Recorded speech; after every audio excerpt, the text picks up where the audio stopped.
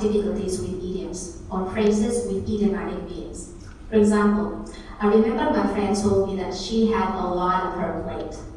And I talked to her saying that, you shouldn't eat too much.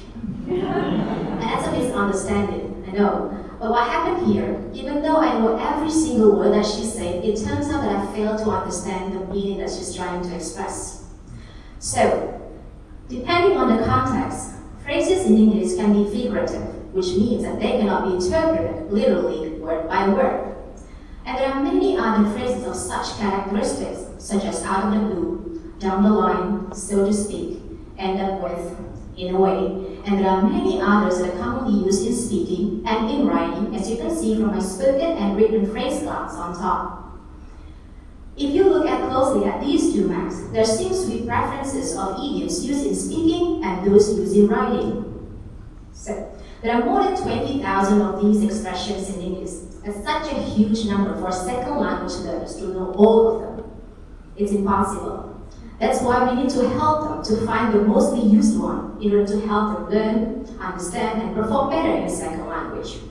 So my research focus here is to find the more and the less used idioms in spoken and written languages in order to help them understand and perform better in English.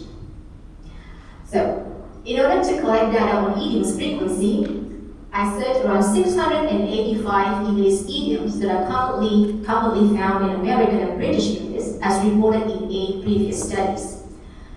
And then to collect, in this study, I used 4 computer-based collections of spoken and written language, which are known as corpora or corpus. I have one example here.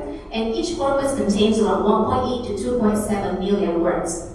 And then to capture the many variants of idioms in the corpus, I use tag system.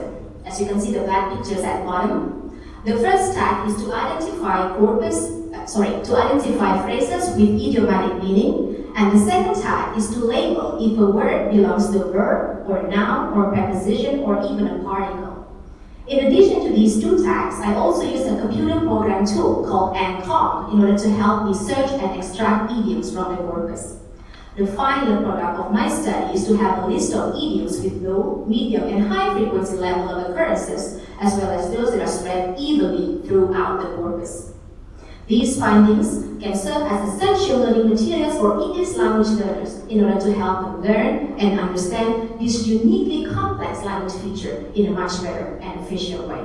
That's 3 minutes of my study. Thank you.